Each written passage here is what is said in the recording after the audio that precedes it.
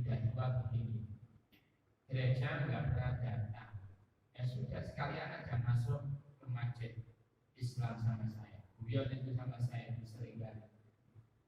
Orang Batak pun juga gitu kan, ya. Jadi saya tuh kalau sudah ketemu orang-orang gitu mesti saya arahkan ke sana.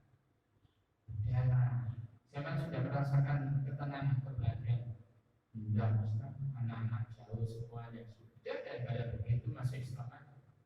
Temannya sama banyak di sini nanti. Ya. Jadi suatu cita-cita mulia. Begitu juga para sahabat Rasulullah, mereka itu menginginkan orang ahli kitab, orang-orang Yahudi itu mereka itu percaya. Nah, lalu kemudian dikatakan oleh Allah, apa sih kenapa Allah itu kok menyatakan demikian? Ya. Maka apakah kalian itu amat sangat menginginkan untuk supaya mereka percaya kepada kalian? Lalu mereka itu sudah mendengarkan kalam-kalam Allah. Kalam-kalam Allah itu sudah mereka dengar, sudah mereka pahami. Lalu kemudian itu yuharrifuna, mereka melakukan tahrifan, upaya untuk merubah ayat-ayat. Lah orang itu kalau sudah merubah firman-firman Allah, ya aneh untuk supaya mereka kemudian percaya kepada kami. Lalu kitabnya saja itu adalah dirubah, apalagi kitab yang mau kau tawarkan kepada mereka. Benar. Para jemaah sekalian, rahimani wa rahimakumullah.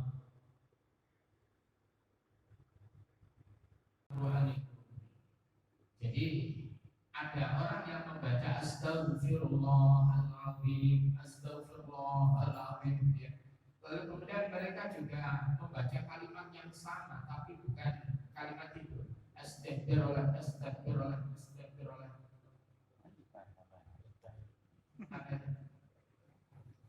Jadi astagfirullah, bukan astagfirullah, astagfirullah, tapi astagfirullah. Nah, semacam itu kan begitu kan bergetoi, itu mencela agama. Ya. Lalu kemudian walau annahum, kalau sekiranya mereka mengatakan, kalau mereka mengatakan sami'na, kami dengar, apa kami mendengarkan, wa'ata'na, dan kami mentaati, wasma, dan kemudian mengatakan dengarlah, wanzurna, dan kemudian ngomonglah wanzurna, yaitu perhatikanlah kami, lakan atau pandanglah kami, lakana khairul lahum, sungguh hal itu lebih baik bagi mereka, wa aqrab, dan lebih dekat, walakin, dan tetapi la'anahumullahu bikufrihim, yang telah ditentukan apa itu? Syawal, Dzulqa'dah, Dzulhijjah. Kan itu. Nah, nanti diatur supaya tidak terjadi sebuah pembudakan itu. Maka kemudian orang Asia itu adalah berangkat bulan Syawal, diselesaikan aja, diselesaikan nanti tanggal 9 Syawal itu wukuf di Arafah, tanggal 10 itu kemudian lempar Aqabah, kemudian 11, 12, 15 Syawal itu adalah lempar Jamarat, kan gitu ya. Setelah itu kemudian pulang, datang berikutnya, bulan berikutnya Dzulhijjah, itu kemudian orang Eropa katakan itu begitu, ya, ngawur. Maka kemudian diusir itu oleh Ansar adalah sama-sama muksid atau siapa itu. Diusir itu. Pikirannya bagaimana? Ya. Ya Allah merubah syariat-syariat Allah Subhanahu wa ta'ala. Nah, para jamaah sekalian rahimani wa rahimakumullah, coba kita lihat.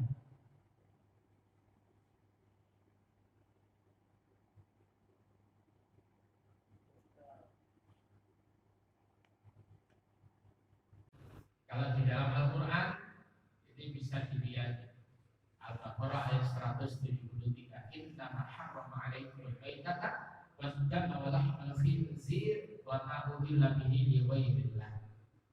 Ya. Lalu kemudian apa? Begitu juga di dalam surat yang lain, surat 55 pun juga sama.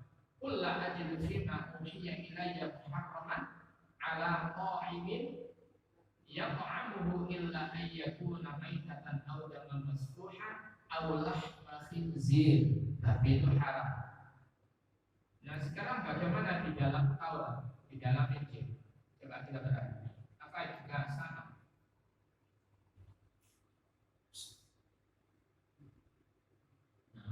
Nah, gitu ya. Nah, coba ini perhatikan. Di dalam Alkitab cetakan lama, cetakan 1991, yaitu surat Imamat pasal 11 ayat 7 hingga 8. Demikian juga berarti karena memang berkuku belah, yaitu kukunya berselang panjang, tetapi tidak memangmak dia, haram itu bagimu. Ya. Lalu kemudian di Alkitab cetakan nomor 2 meneng 1941 surat Imamat sama pasal 11 ayat 7 sampai 8 dan lagi bagi karena sesungguhnya pun dengan bahasanya begitu Pak ya. Sesungguhnya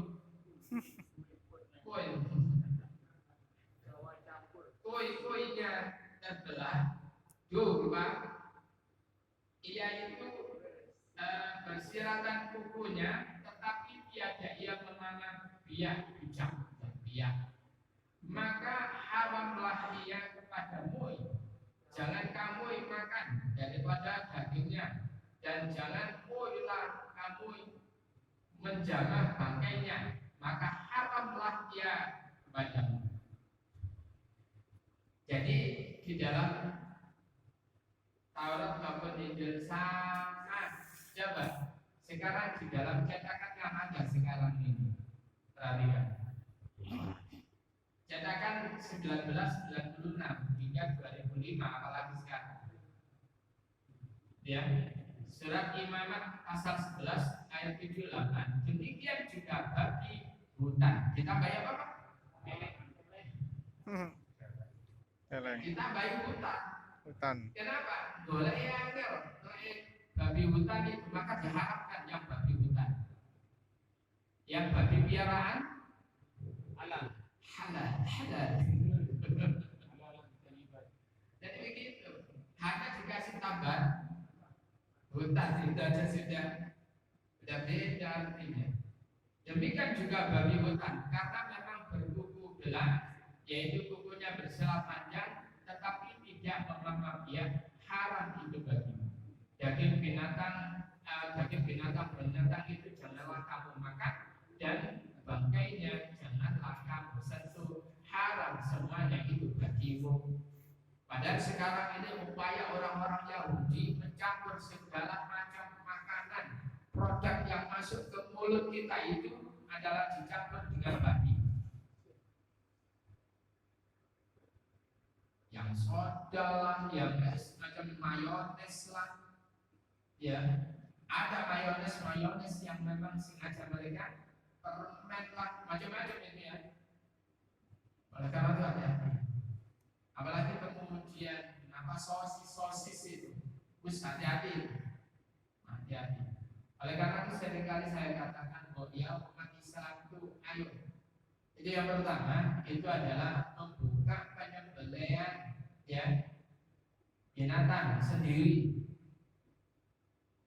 Karena sekarang ini dalam temuan UI bahwa penyembelihan binatang yang ada ini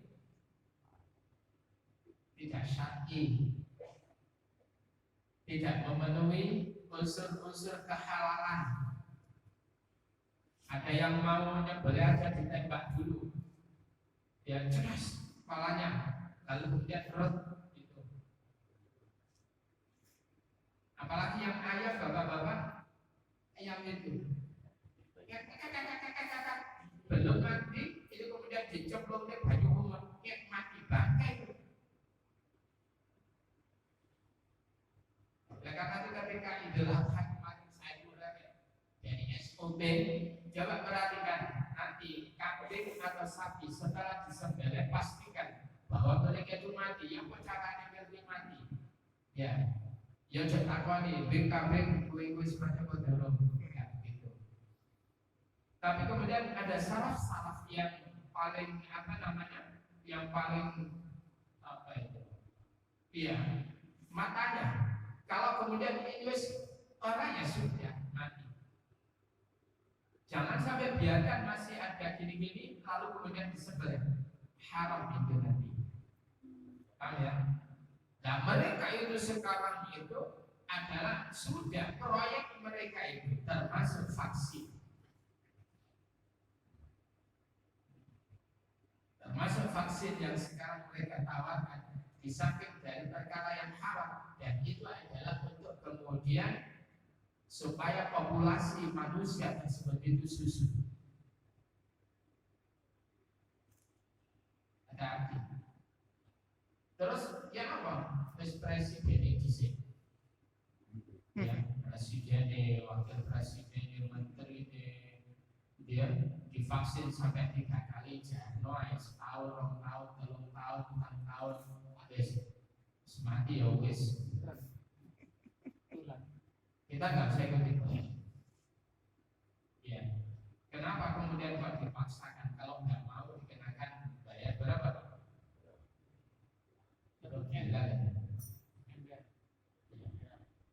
Jadi itu sebuah proyek yang luar biasa itu, dan memang nilainya triliunan luar biasa. Jadi kembali lagi, untuk apa? Di samping kemudian mengurangi penyusutan populasi manusia terutama di wilayah Muslim, ya. Yang kedua itu adalah mereka ada proyek materi luar biasa kaya.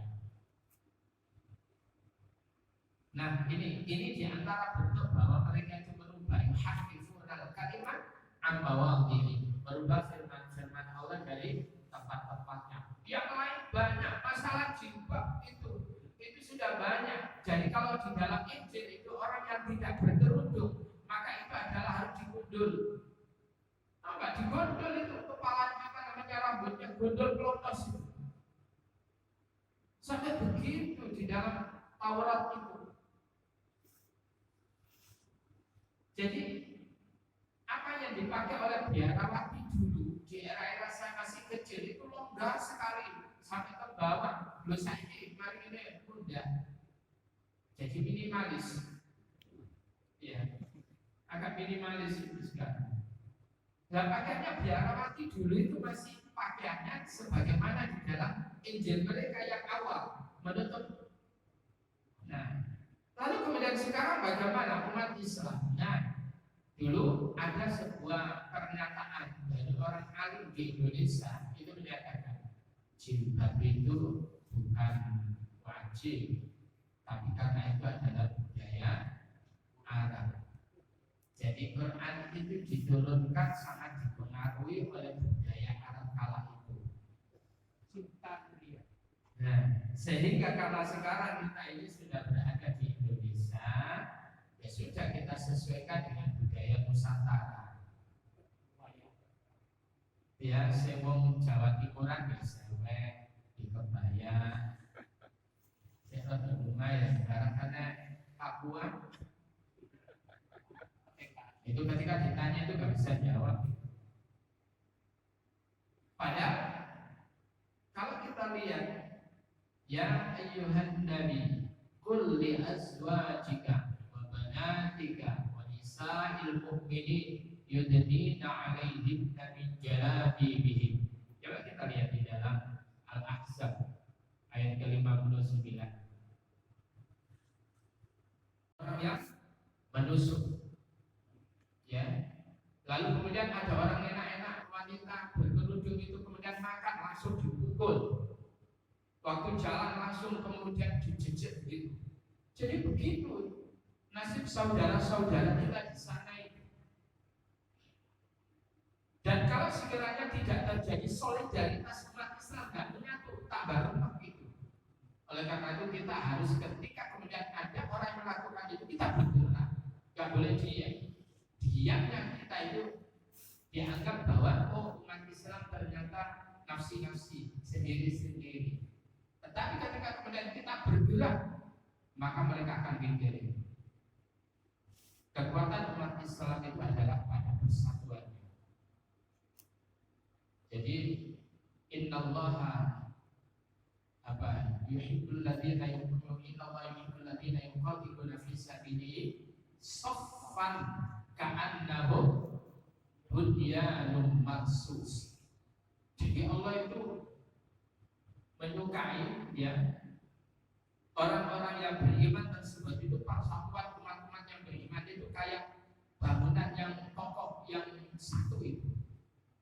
Harusnya begitu ya, syukur ya, antara satu dengan yang lain dan tersebut itu saling menguatkan, harus begitu.